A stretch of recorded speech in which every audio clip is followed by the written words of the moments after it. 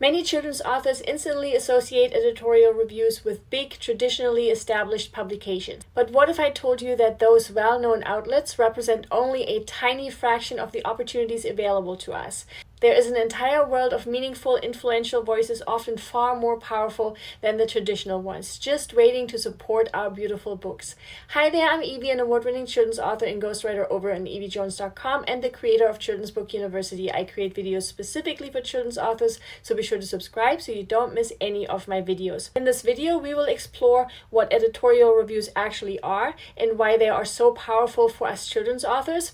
We will open the door to an entirely new landscape of potential reviewers you may have never considered before, and we will walk through exactly where and how to set up our editorial section on Amazon. And at the very end, I'll show you how to make the most of that section even if you don't have any editorial reviews just yet. So let's jump right in. Traditionally, editorial reviews are professional expert evaluations of our book from sources like newspapers, magazines, book review sites, or respected authors. Authors and publishers use them everywhere, on book covers, inside marketing materials, and across sales pages.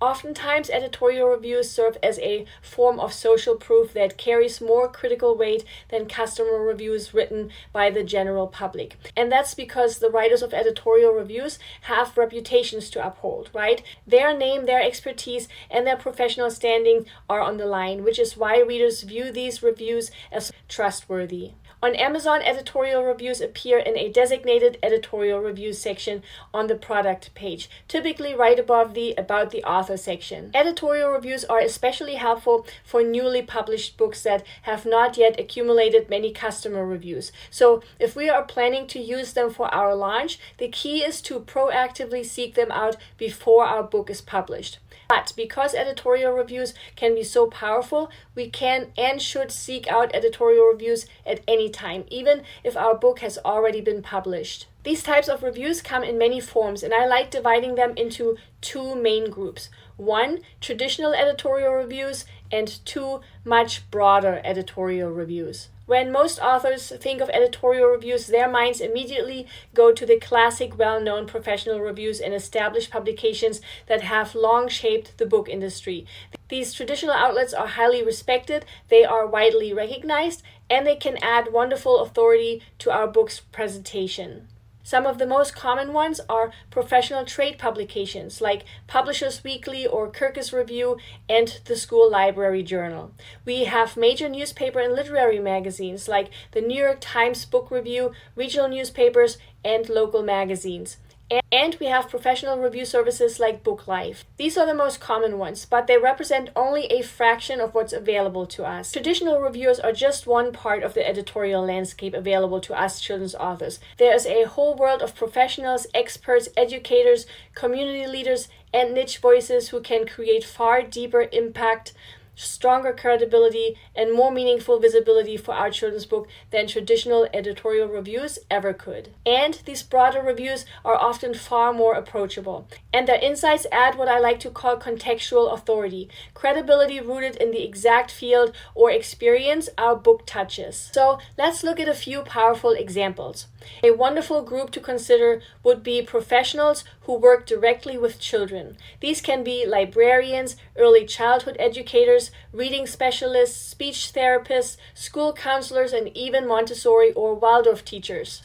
Another excellent group of reviewers would be professionals who are connected to our book's specific theme or topic.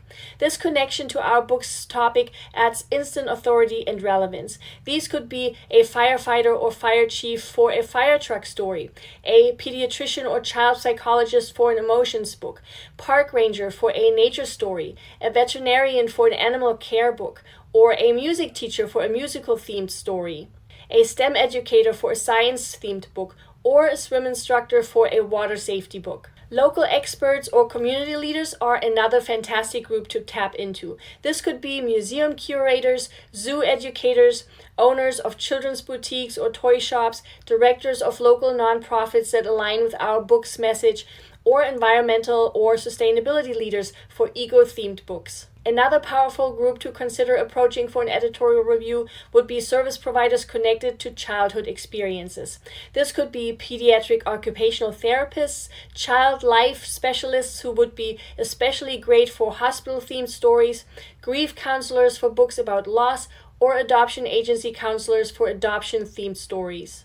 Local community heroes is another powerful group to consider. This could be police officers, military personnel, or veterans if this would be thematically relevant, or even city officials who support literacy and education initiatives. And finally, we could reach out to organizations that are aligned with our book's message. This could be anti-bullying organizations, environmental groups, parenting advocacy groups, literacy nonprofits, and animal rescue organizations. These broader editorial reviewers matter because they bring something uniquely valuable to our book, and that is real-world, experience-based credibility.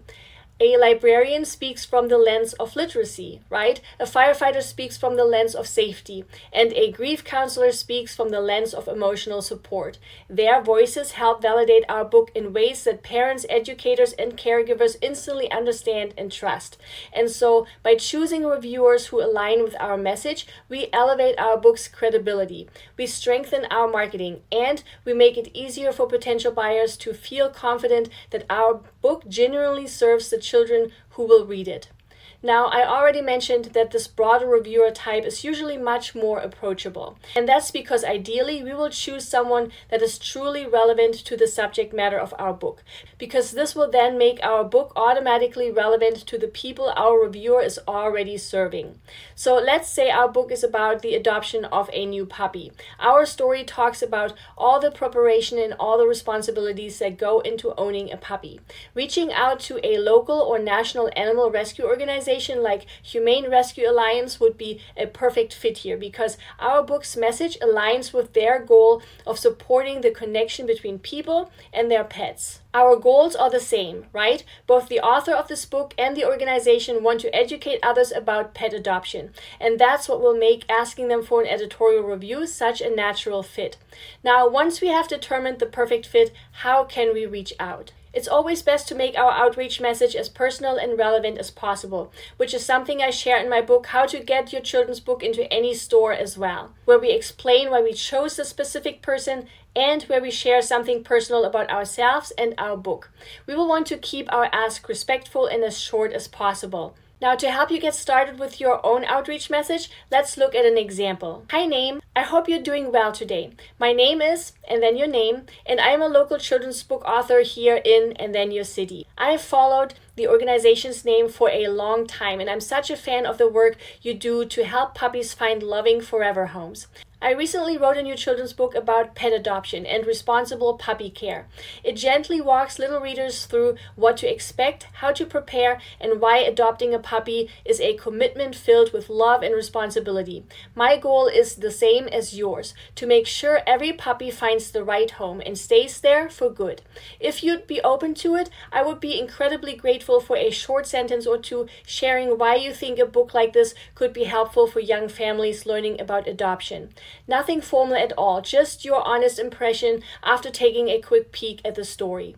I truly believe your voice would help parents see how meaningful and practical this book can be, and it would mean the world to me to have your perspective included. I'd love to send you a digital copy so you can take a look. Just let me know the best email address to send it to. Thank you so much for the heart-centered work you do every single day. I would be honored to collaborate with you in even this small way. With gratitude, and then your name. Now notice how I make clear that this does not take a big time commitment, and how I'm avoiding terminology like editorial review in this message, and how I instead focus on our shared mission. That's what makes this ask feel natural, meaningful, and a lot easier to say yes to. Our subject line could be something like, hoping to partner with, and then the organization's name, or a small request from a local children's author.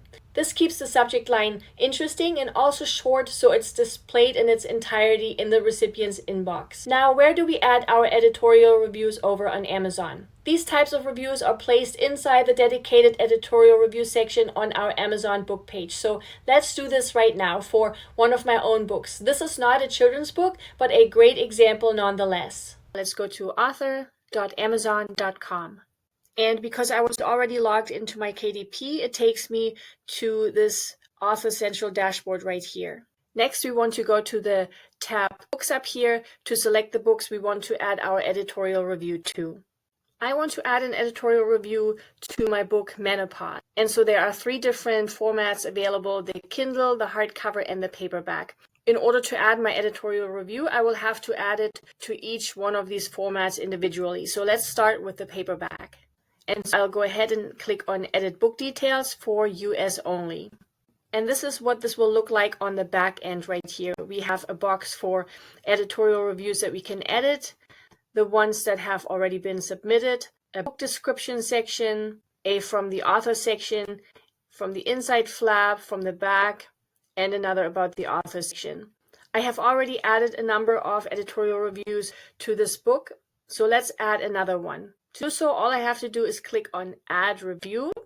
Now, this book already has a number of editorial reviews from highly relevant people like OBGYN Daphne Lynch Whale and Dr. Gladys Otto. But I wanted to add another one. And this one is from Jamie Lee Curtis, the actress. So I wanted to add it right here. So I like to put italics on this one. And then the name, I'm going to bold the name right here. Okay, so this looks great. And then I will go ahead and click on Preview. Okay, so once we are happy with it, we can click on the Submit button right here. Now this change might take up to 5 business days to show on the front end, so we will click OK right here. Now this right here might show up a little bit messy where we have the code right here, so don't worry, it will show up properly on the front end. And once it's live, we should see it here on the front end right next to our other editorial reviews. Now remember, if our book is available in multiple formats, we will need to add the review to each version individually.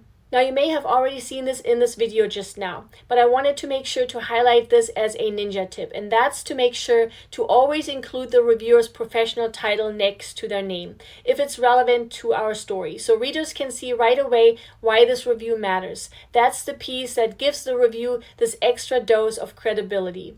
In my example Menopause, let's normalize it already, that was the OBGYN and the doctor title, right? Both are highly relevant to the topic of this book.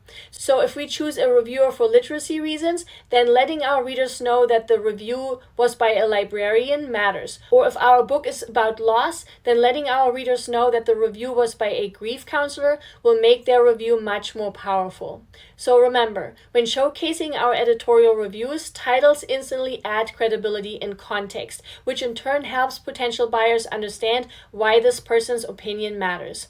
It's this detail that elevates our social proof more than almost anything else. Once the review is received, we will want to make sure to send a heartfelt thank you, whether that's through a handwritten note, a small gesture, or even something memorable like a bouquet of flowers. Not only does this express our gratitude, but it also opens the door to a lasting relationship. Many wonderful ongoing opportunities have grown from these small, thoughtful moments of connection. If you would like to use your book's editorial review section even more creatively, I put together a little cheat sheet that showcases 11 additional ways we can use this section even more creatively. Things we can add today to lend our beautiful book even more credibility, even if we may not have any such editorial reviews just yet. You will find it in the description below. I share this here at the end of this video as a thank you for always watching my videos, for trusting me and supporting you along the way, and for taking action on your dreams. I appreciate you so much. If you found this video valuable, please give it a thumbs up and subscribe if you haven't yet. It truly means the world to me. Here's to garnering lots and lots of meaningful credibility for your beautiful book, and to using our editorial review section even more creatively. Bye!